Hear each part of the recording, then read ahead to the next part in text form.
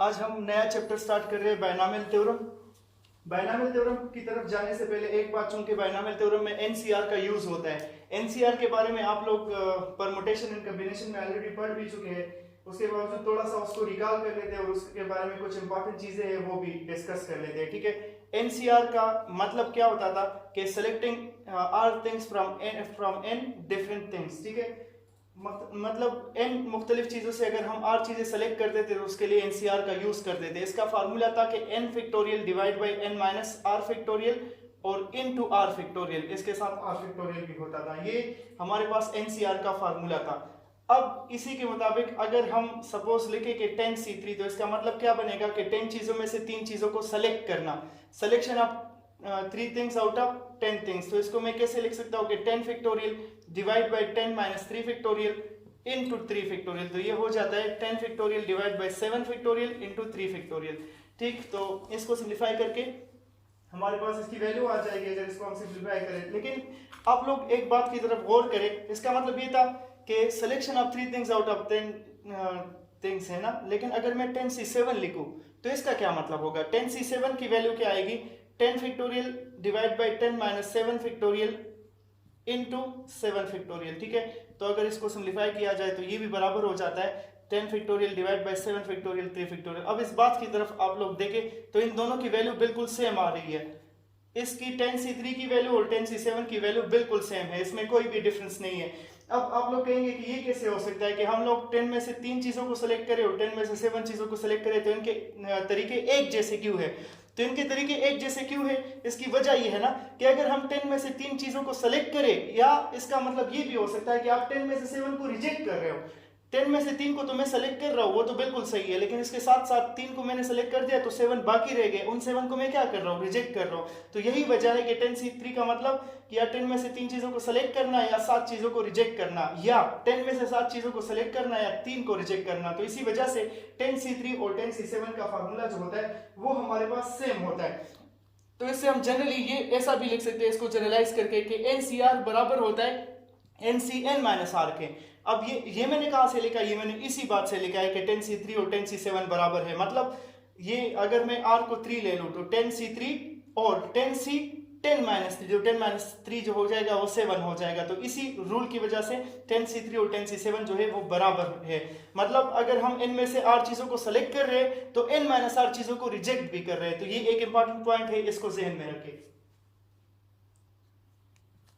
इसके साथ साथ एक और चीज के NC0 जो होता है वो हमारे पास 1 के बराबर होता है। ठीक है, NC0 1 के बराबर है। अगर आप इसको फार्मूले से करें तो n factorial divide by n minus 0 factorial into 0 factorial. 0 factorial चूंकि 1 के बराबर होता है, मतलब ये ऐसे हो जाएगा कि n factorial divide by n minus 0 factorial into 0 factorial.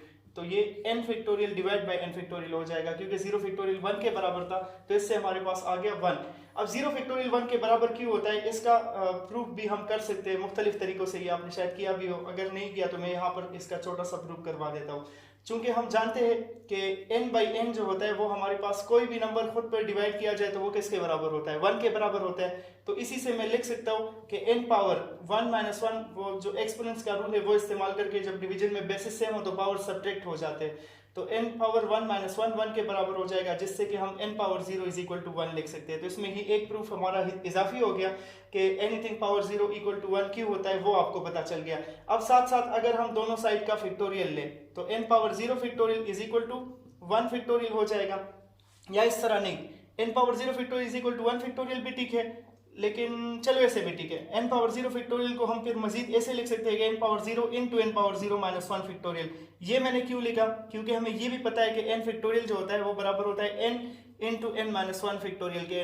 हम जितना इसको एक्सपेंड करना चाहे अपना एक्सपेंड कर सकते हैं। फैक्टोरियल की ये प्रॉपर्टी है, आपने इसको पढ़ा भी है कि ये एक डिक्रीज होता जाता है, n फिर n माइनस 1 फिर n माइनस 2 और 1 तक जाता है, और फिर हमें जहां तक जरूरत होती है हम वहां तक एक्सपेंड करते हैं।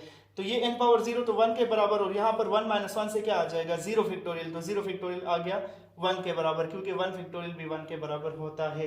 तो इससे मतलब ये 0 फैक्टोरियल इज इक्वल टू 1 का प्रूफ हो गया। इसको भी आप लोग नोट कर सकते हैं।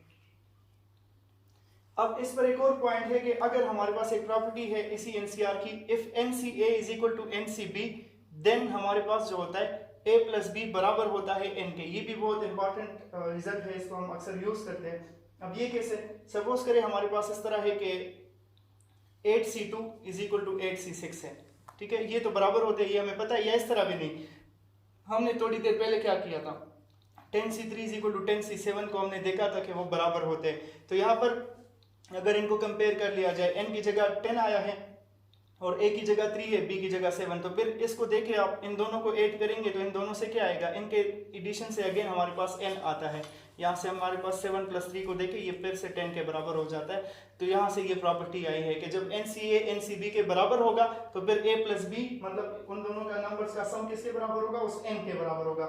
एक और इसमें प्रॉपर्टी है, इंपॉर्टेंट प्रॉपर्टी है वो भी, कि अगर हमारे पास ऐसा हो कि NCR + NCR - 1 आ जाए कभी, ठीक है, तो ये बराबर होता है n + 1 CR के, ठीक, ये आपने पढ़ा भी है परम्यूटेशन कॉम्बिनेशन में, इसका प्रूफ भी किया होगा, प्रूफ इसका मुश्किल नहीं है, इस साइड से आप ये आसानी के साथ ला सकते हो, ठीक है।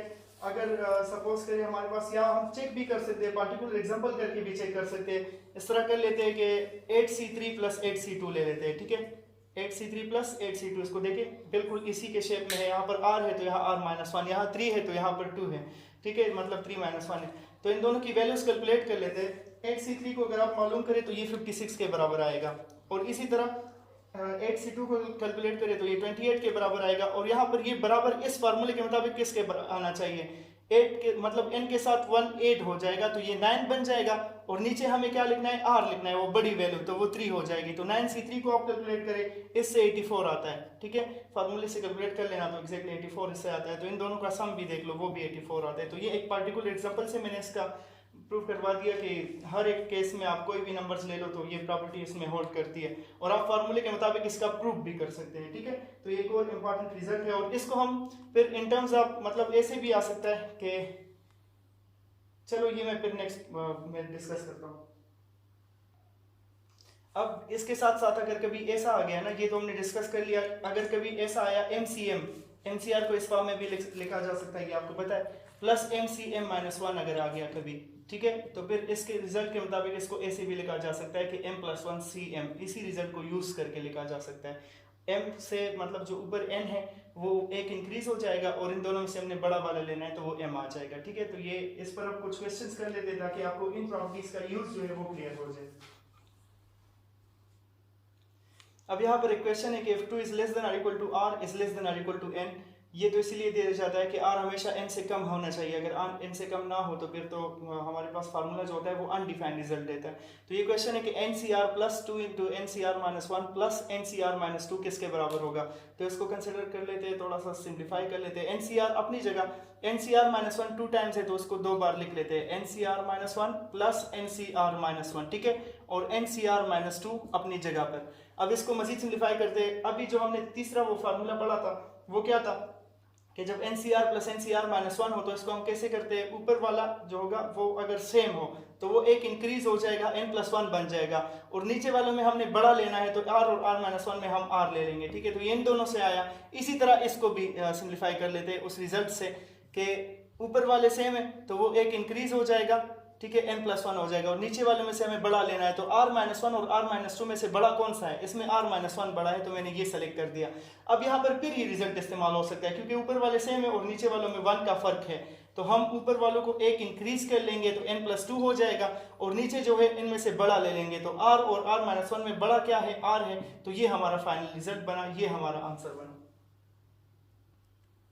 नेक्स्ट क्वेश्चन है कि for positive integers mn n greater than or equal to m NCM + n - 1 CM + n - 2 CM, और ये सिलसिला चलता जाएगा कहाँ तक, MCM तक, ठीक है। तो इसकी हमें वैल्यू मालूम करनी है, उसी फार्मूले से करने की इसको कोशिश करते हैं। यहाँ पर फार्मूला सेट नहीं हो रहा, उसकी वजह ये है कि फार्मूले में ये था नीचे वाले सेम नहीं होने चाहिए थे, ऊपर वाले सेम होने चाहिए थे। उस फार्मूले में ऊपर वाले सेम होते और नीचे जो है उनमें से एक का डिफरेंस आता, यहाँ पर वैसा नहीं है। तो एक काम कर लेते हैं, इसको हम रिवर्स ऑर्डर में लिखते हैं, हो सकता है कि उससे कुछ बात बन जाए। तो सबसे पहले मैं MCM को लिख लेता हूँ, और फिर इसके बाद चूंकि या इस तरफ से ये एक एक जो है डिक्रीज हो रहा है, n डिक्रीज हो रहा है, और लास्ट में जाकर वो m तक गया है। लेकिन ये बात भी याद रखें, हमारे पास ये n जो है ये m से बड़ा है, ठीक है। तो n डिक्रीज हो रहा है, n बड़ा है, तो अगर हम रिवर्स से जाएंगे तो फिर m एक एक इंक्रीज होगा। यहाँ पर हमारे पास m+1 आएगा और नीचे तो कोई प्रॉब्लम ही नहीं है, वो तो सब m है, तो यहाँ पर मैं m+1cm लिख लूंगा, फिर m+2cm आएगा और ये सिलसिला चलता जाएगा। फिर लास्ट में हम ये डॉट्स के बाद n-2cm, फिर उसके बाद क्या हो जाएगा n-1cm और लास्ट में हमारे पास ncm है, ठीक है। ये बात हो गई। अब भी अगर आप देखें तो यहाँ पर भी फार्मूला नहीं बन रहा। फार्मूले में क्या होना चाहिए था, ऊपर वाले सेम होने चाहिए थे और नीचे वालों में 1 का डिफरेंस होना चाहिए था। यहाँ पर वैसा नहीं है, नीचे वाले सेम है और ऊपर में जो है हमारे पास वो सेम नहीं है। तो इसके लिए क्या कर सकते हैं, इसके लिए हम एक आसान सा काम कर सकते हैं। आप अगर आपको पता हो तो 1c1 2c2 3c3 ये सारे जो होते हैं ये बराबर होते हैं। अगर आप इनको कैलकुलेट करें, ये हमारे पास किसके बराबर होगा, 1 factorial divide by 1 minus 1 factorial into 1 factorial, तो इससे हमारे पास 1 आता है, ठीक है। इसी तरह 2c2 से भी 1, 3c3 से भी 1, ये सब बराबर होते हैं। तो इस हिसाब से अगर हम इस MCM को चेंज करना चाहे तो इसको हम चेंज कर सकते हैं और इसको चेंज करके मैं ऐसे लिख सकता हूँ कि m+1c m+1, ठीक है। अब मैंने इसको ऐसा क्यों लिखा, आपके ज़हन में ये क्वेश्चन जरूर आएगा, तो मैं इसको थोड़ा सा एक्सप्लेन करता हूँ, आपको अभी क्लियर हो जाएगा कि मैंने ऐसा क्यों लिखा, ठीक है। और बाकी सब कुछ ही अपनी जगह पर आ जाएगा। इसको ऐसा लिखने की वजह ये थी कि MCM मैंने तो बता दिया कि एक जैसे हो तो वो सेम होता है, MCM NCN ये सारे बराबर होते हैं। तो MCM की जगह हम m+1 भी लिख सकते हैं, m+2 भी लिख सकते थे। m+1 को लिखने की वजह क्या थी, इसको लिखने की वजह ये थी, जब मैंने ये लिखा ना तो आप देखिए ये अब बिल्कुल उस फार्मूले की तरह हो गया है। m+1 और m+1 इक्वल है, मतलब ऊपर वाले इक्वल है और नीचे वालों में 1 का डिफरेंस है। तो यहाँ पर हम वो फार्मूला बहुत आसानी के साथ अप्लाई कर सकते हैं। फार्मूला कैसे अप्लाई होगा, फार्मूला अप्लाई होते ही ऐसे हो जाएगा कि ऊपर वाला एक इंक्रीज हो जाएगा, तो m+1 से हमारे पास m+2 आ जाएगा और नीचे वालों में से हम बड़ा लेंगे, तो m+1 और m में से बड़ा कौन सा है, m+1 है, ठीक है। तो ये हमारे पास पहला रिजल्ट आया। अब दूसरा रिजल्ट देखें, जब ये दोनों हो गए तो अब ये इसके साथ जो होगा लिंक होगा। तो जब ये इसके साथ लिंक होगा तो एक बार फिर हम इस पर फार्मूला अप्लाई कर लेंगे और एक बार फिर इस पर फार्मूला अप्लाई होते ही ये क्या बनेगा, ऊपर वाले सेम है तो ऊपर वाले सेम तो एक इंक्रीज हो जाएगा, m+3 आ जाएगा और नीचे वालों में से आप देखें बड़ा लेना है हमने, m+1 और m में से बड़ा कौन सा है, m+1। इसी तरह ये जब नेक्स्ट के साथ होगा, इसका नेक्स्ट टर्म क्या होगा, m+3cm होगा, तो m+3 सेम हो जाएंगे, वो ले लेंगे, एक इंक्रीज कर लेंगे तो MC4 और नीचे जो होगा उसमें से बड़ा ले लेंगे। तो ये सिलसिला चलता जाएगा और लास्ट में हम यहाँ तक पहुंच जाएंगे जिस तरह यहाँ पर है। तो इसके जैसे एक और नंबर होगा n-2cm+1 होगा, वो यहाँ पर हर जगह जो है m+1 आ रहा है, आप देख सकते हो, ठीक है। इन दोनों के हमने किया तो इससे क्या आया, m+2 नीचे m+1 आया, तो ये बिल्कुल इसके जैसे हो गया, ऊपर वाला और नीचे वाला एक बड़ा आ गया। फिर इन दोनों को किया तो इससे एक बड़ा आ गया m+3 और नीचे m+1 है, फिर m+4 m+1 आएगा। तो लास्ट में यहाँ तक आएंगे ना तो एग्जैक्टली हमारे पास n-2 m+1 आ जाएगा, ऐसे आ जाएगा। तो ये इसके साथ हम लिंक कर लेंगे और जब इसके साथ लिंक करेंगे तो उससे क्या आएगा हमारे पास, इसको मैं उस तरह लिख नहीं सकता क्योंकि डॉट से दरमियान में, इसको ऐसे ही समझने की कोशिश करें। जब ऐसे आ जाएगा तो ऊपर वाले सेम हो गए, इनको एक इंक्रीज कर ले तो n-1 आ जाएगा और नीचे बड़ा ले लेंगे तो नीचे तो सब में अब m+1 आ रहे हैं। तो जब ये आ गया इसको अब लिंक करेंगे इसके साथ, ठीक है। तो इसके साथ लिंक करते ही हमारे पास क्या बनेगा, फिर n-1 और n-1 एक जैसे है तो इनको एक इंक्रीज कर लेंगे, n आ जाएगा और नीचे फिर से m+1 और सबसे फाइनल इसको इसके साथ लिंक करेंगे, हर एक दूसरे के साथ लिंक हो रहा है तो n और n से हमारे पास आ जाएगा n+1, ठीक है। n और n से n+1 इंक्रीज हो जाएगा और नीचे वालों में से बड़ा ले लेंगे। तो फाइनल आंसर हमारा ये आ रहा है। इस पर थोड़ा सा सोचे, इसमें ज्यादा काम कॉमन सेंस का है, आपने वो फार्मूला अप्लाई करना है और सोचना है इस पर, क्योंकि स्टेप वाइज ये क्वेश्चन सॉल्व नहीं हो सकता, डॉट्स की वजह से मैं आपको वो दिखा नहीं सकता, तो आपने माइंड में इस पर सोचना होगा। तो n+1 c m+1 इसका जो फाइनल आंसर है वो आ रहा है। नेक्स्ट क्वेश्चन है कि 50c4 plus summation i is equal to 1 to 5 55 minus i c3 is equal to what, ये किसके बराबर होगा। तो सबसे पहले तो इसको एक्सपेंड कर लेते हैं। 50c4 प्लस, पहले i की जगह 1 लगा लेंगे तो 55 माइनस 1 से 54c3 आ जाएगा, ठीक है। उसके बाद 2 लगा लेंगे तो 53c3, इसके बाद 3 लगाए तो 53c2 आ जाएगा, 52c3। फिर अगर हम i की जगह 4 लगा ले, ठीक है, मैंने 3 लगा दिया, 4 लगा ले तो फिर हमारे पास आएगा 51c3 और लास्ट में 5 लगा दे तो 50c3 आ जाएगा। अब यहाँ पर भी वो फार्मूला हमें अप्लाई करना है। फार्मूले के मुताबिक क्या होना चाहिए, फार्मूला हमारे पास क्या था, कि n C r plus n C r minus 1 हो तो ये इक्वल होगा एन प्लस 1 सी आर के, ठीक है, ये इसके बराबर आना चाहिए। इस फार्मूले को हमने यूज करना है। फिर से फार्मूले के लिए क्या होना चाहिए, ऊपर वाले सेम होना चाहिए और नीचे वालों में से एक का फर्क होना चाहिए। तो यहाँ पर इस तरह कब कैसे हो सकता है, आप इसको देखे फर्स्ट वन को और लास्ट वन को देख ले, तो इन दोनों को अगर हम साथ में मिला लेना 50C4 प्लस इसको मिला लेते हैं इसके साथ, फार्मूले को मैं वापस साफ कर लेता हूँ, आपको इसकी समझ आ गई है।